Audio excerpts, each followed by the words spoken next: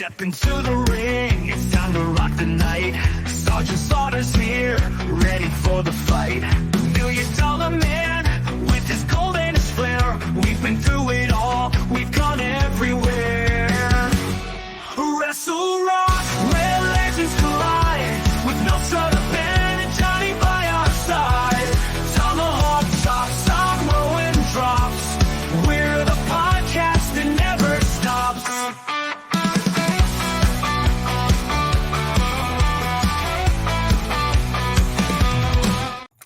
Hi everyone, you're watching the Wrestle Rock podcast season 6. I'm Johnny D and I'm hosting this episode with my partner, Nostradaban. How's you going today, my friend? Yeah, I'm doing well. Oh, yes, I'm going super great. You know what? No, going. In 2 weeks away. Yes. Adam Bomb. Yes. In collaboration with the live wrestling functions, everyone don't miss the event of Brian Clark will be there on October 18 in Montreal for the first time in 25 years. About 25 years. Yes, so the tickets are available now on Eventbrite and don't miss it. But today we have a special guest and I'm very proud to having him, honestly, because goddamn, he is so talented. He is the former GHC Hardcore Openweight Champion, but also GHC Junior Heavyweight Champion. And in my heart, he is one of the best high-flying men on the planet. Give it up, everyone, for Ninja Mack. Good morning, yo! Wrestle Rock Podcast. How y'all doing today? Yes, Fine. we're going super great. And as we discussed just before the recording session, first of all, thank you so much for accepting our invitation. It's super appreciated. Everyone, Ninja Mack is very busy. He wrestled for the New Japan Pro Wrestling, Pro Wrestling Noah, Dragon Gate, also with the GCW, AAA, Ring of Honor, and name it. So go ahead with the first question, because Ninja Mack, between you and me, Ninja Mack He's an acrobat. yes, but also he has been involved with a company From Quebec. who has been created in Quebec City, but it's worldwide now. I'm talking about le Cirque du Soleil. So go ahead with the first question, my friend. Yeah, of course. Okay, Mr. Can I call you Ninja? Can I call you Mac? Either's good. I'm not picky on either. Okay. Okay, before your career in pro wrestling, you worked for le Cirque du Soleil. How did you get recruited by them?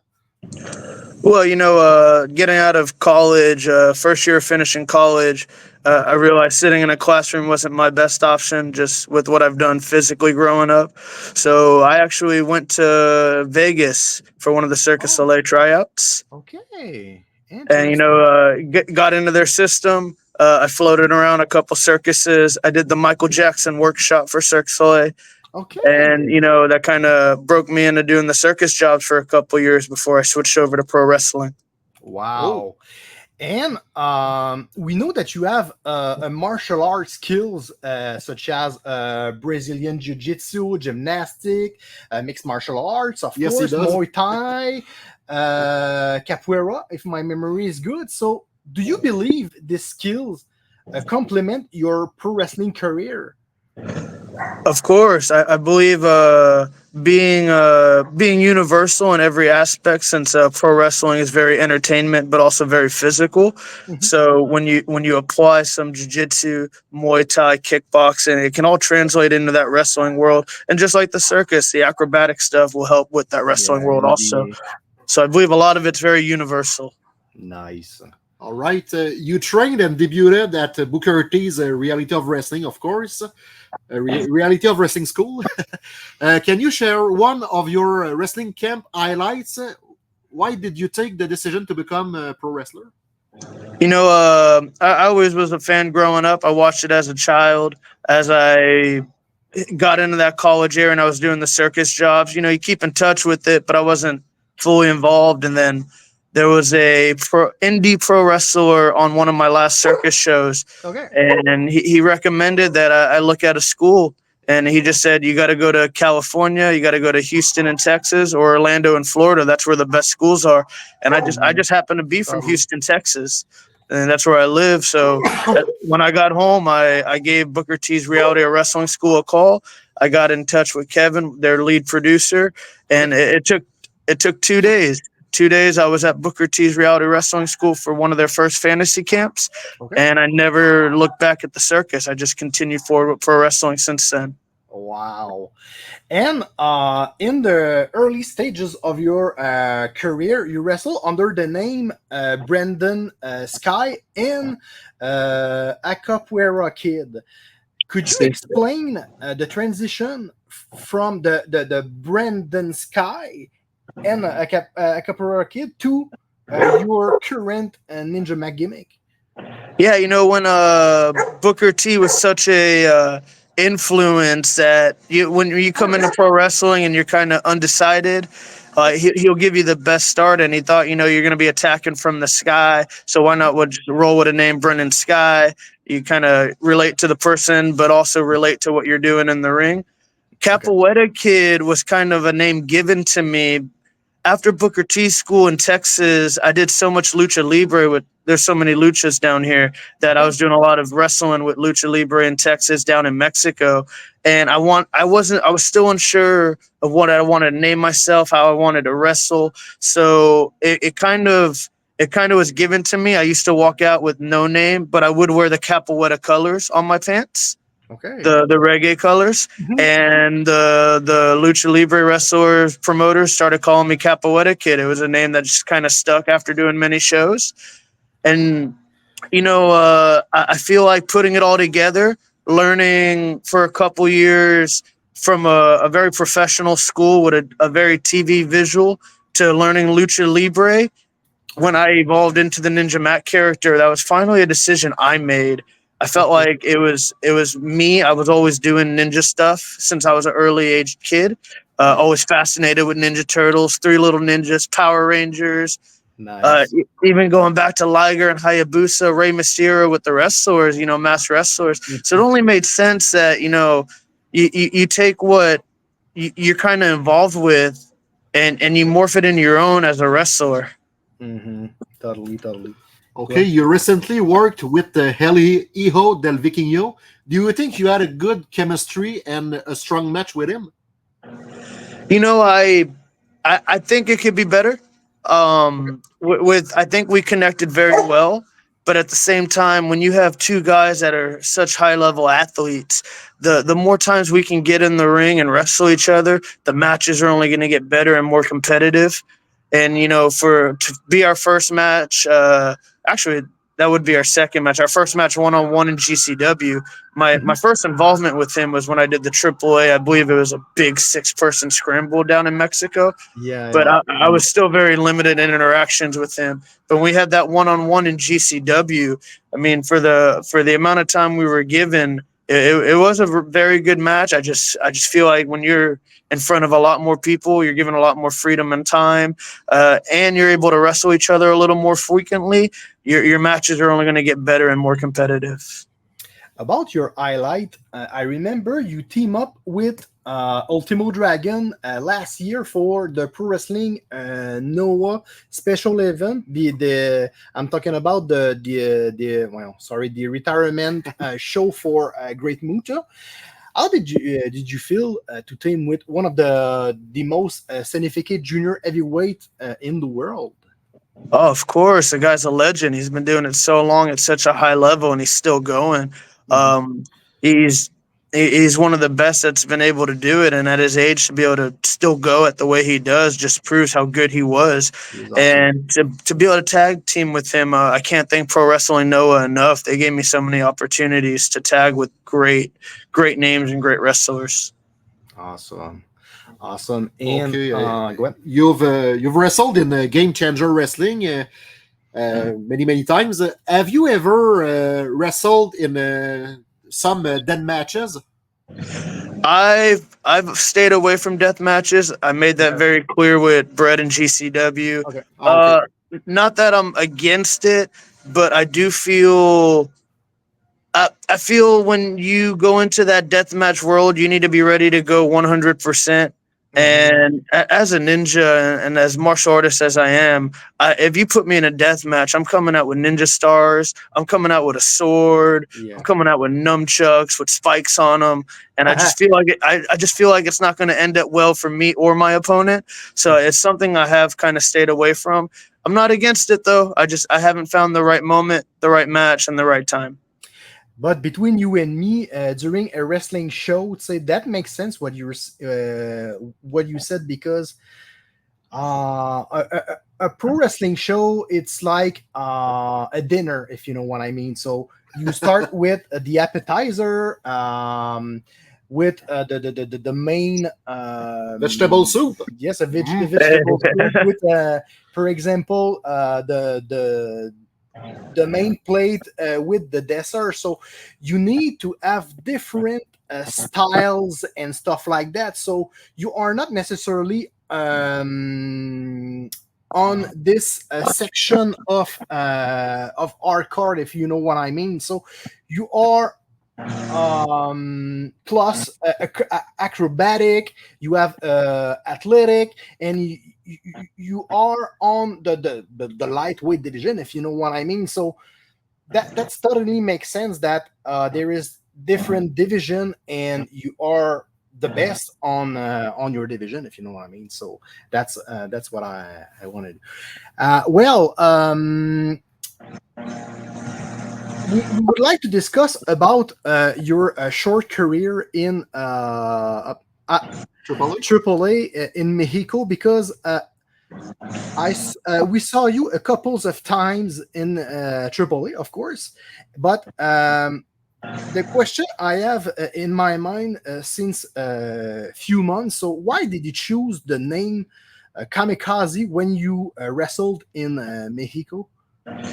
Well, I believe, just going back to legal rights, I believe AAA had a ninja previously. And Okay. And the ninja name, I think, coming back to legal rights, wasn't available, and I didn't want to just go out as Matt.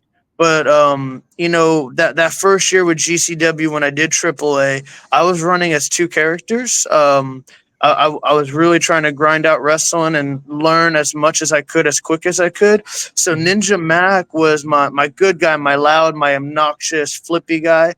Kamikaze, that red ninja, was actually my heel character, my bad guy, where, it's kind of a split personality where I get a little more serious, my blood sport style. I'm not screaming across the ring as much. It's a little more vicious MMA style when I do Kamikaze.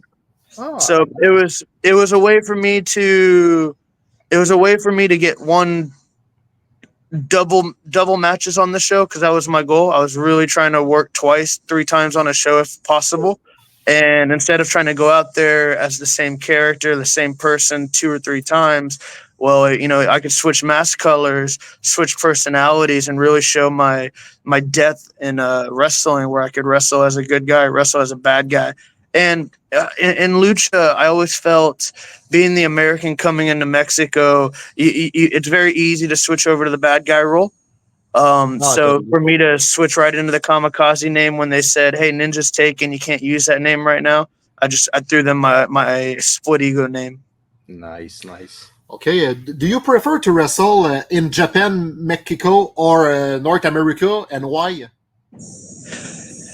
No, the last 2 years spent in Japan's been great. I love Japan. It's been phenomenal.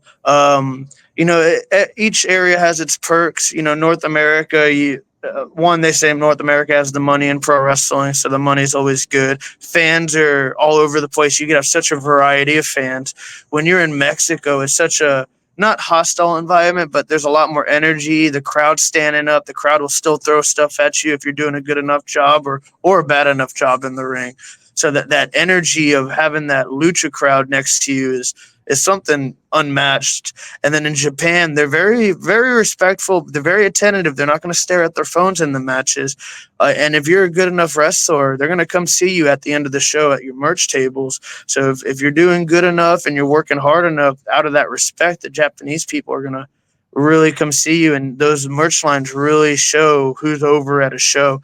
So it's very hard to pick. Like I said, I've wrestled all over the world so far, and I can't say there's just one spot that's my favorite. And even going to Europe and UK, just to throw them out there, man. First time I wrestled there, they had songs for me, and they're singing songs for the wrestlers. So every little area has their own little niche, and the fans are amazing. They keep us alive and they keep us supportive. Did you wrestle in Australia? I have not wrestled in Australia yet. Okay. That is somewhere I would love to wrestle. Oh yeah. Yes, I remember you wrestled in Europe because you are a former WXW shotgun champion for a couple of days, if my memory is good. But I remember that, so that was awesome. So we are now on our pre-closing segment, and I will give you names, and in a few words, tell me something about them. All right. So the first one, AJ Styles. Phenomenal man. I mean, just in his name alone. I got the honor to meet him at the Pro Wrestling Noah show when he wrestled Marufuji. The guy was very welcoming and opening book and opened the doors for me to ask any questions I need. Yes, he is very awesome. The second one, and you had a couples of confrontation with him, and if my memory is good, he is probably one of your wrestling teachers. So I'm talking about Loki. Yes, actually, tomorrow, VIP, Dallas, Yeah. Texas. I Yes. have a match with Loki Yeah. and Too Cold Scorpio. Big three-way match going on. So if Yeah. you're in the Dallas area, will be please come out and watch awesome. the show. That will be Low key, I got a special connection with just because when I really got into the ninja character and that martial art background, I was able to meet him at a GCW show. And that moment I met him, we clicked. If I have a question or if I need someone I need to go to, that's the man I'm going to. He Cool. really helped me going into Japan. So much love and much appreciation for Loki. He's such a talented but ruthless hard worker. The guy works his ass off. the third one, Rey Mysterio Jr. The pinnacle. Any mass wrestler. That's to me. If my name could be mentioned with Rey Mysterio at the end of my career, that would be such an honor. Even if I could get to 10% of what Rey's done, the guy has set the bar for any high flyer, any small wrestler coming in. If he's not on your Mount Rushmore, a guy that's done it for 30 years, the money he's made, the matches he's put on, and he's still going and still relevant. He's a mastermind in the ring. Nothing but great things for Rey Mysterio. And about the Mount Rushmore, he figure on the Mount Rushmore. I'm talking about Hayabusa. Just looking at the mask right now, Yeah. Hey, There's a lot of influence. lot of influence. Yeah, so that was a reason. I was kind of picking some colors to have variety on the mask, and I had to do a gold one just for a little shout out to Hayabusa. Watching his matches, the guy's wild for what he did in the 90s. Yeah. He crossed the border. Oh yeah. Ricochet. What can you say? He just switched over to AEW. I don't know his numbers of contracts, but I also think what you get paid is what you're worth. Mm-hmm. And from the sounds of it, he's a top star. And I don't know if y'all seen his work from Dragon Gate, where he had a little more freedom. I know in WWE you're a little more controlled for TV. The stuff he was able to do, man, he might be the top high flyer in the world right now. He's got the look, he's got the presence. Man, Ricochet, he's up there right now, and someone I look forward to meet one day. And the last one, Ninja Mack, yourself. Just all I can say is hardworking, trying to be disciplined, and trying to learn and grow every day. That's what I can do, is put one foot in front of the other and try and become a better and better professional wrestler. Wow. Yes. So we are now on the closing segment. So as usual, my partner Benoit, aka Nostradamus Ben, it's all about the French prophet. So that's why he has his nickname. So He was my grandfather. and he will try to predict the future of our guests. Go ahead, my friend. Ninja Mack, it was an honor to have you in our podcast, of course. Thank you so much for the interview. Okay, my prediction is probably maybe in a few months or few years, you're gonna sign a lucrative contract with maybe NJPW, maybe WWE, AEW, or TNA. Yes, with the You deserve it. I appreciate you. Thank you, guys. I said I'm gonna keep working, and we'll see what the future holds. Awesome. So you're watching the Wrestle Rock podcast, season 6. We were with one of the best high flying in the world. I'm talking about Ninja Mack. Thank you so much for accepting our invitation. It's super appreciated. So we wish you all the best, and be careful for your 3-way match tomorrow. So and good luck. I believe this match is available on IWGP.